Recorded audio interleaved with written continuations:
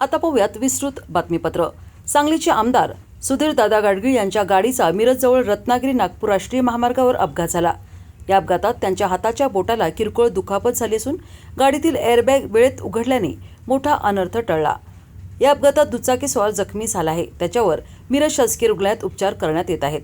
आमदार सुधीरदादा गाडगीळ हे मैजाळहून सांगलीच्या दिशेने येत होते। ते रत्नागिरी नागपूर राष्ट्रीय महामार्गावर जुना ढवळी रस्त्यावर अचानक एक दुचाकीस्वार त्यांच्या गाडीसमोर आल्यानं हा अपघात झाला। तर आमदार सुधीरदादा गाडगीळ यांच्या हाताच्या बोटाला किरकोळ दुखापत झाली आहे। गाडीतील एअरबॅग वेळेत उघडल्यानं मोठी दुर्घटना टळली। घटनेची माहिती मिळताच मिरज शहर पोलीस घटनास्थळी दाखल झाले असून अपघाताची नोंद करून पुढील तपास सुरू आहे। उगारून परत सांगलीला येत असताना अर्जुनवाडला आम्ही नॅशनल हायवे घेतला।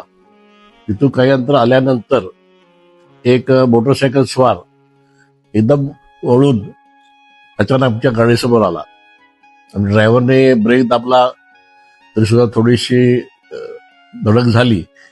गाडीतले सगळे एअरबॅग पण उघडले आणि कुणालाही काही इजा झाली नाही।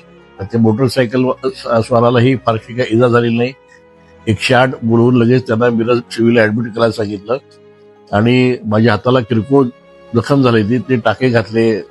खूप लोकांनी फोन करून प्रत्यक्ष भेटून सोशल मीडियाद्वारे विचारपूस केली आणि या सर्व नागरिकांना हितचिंतकांना आणि माझ्या कार्यकर्त्यांना मी व्यवस्थित आहे त्यामुळं काळजी करू नका। गजाननाच्या कृपेनं सर्व काही ठीक आहे।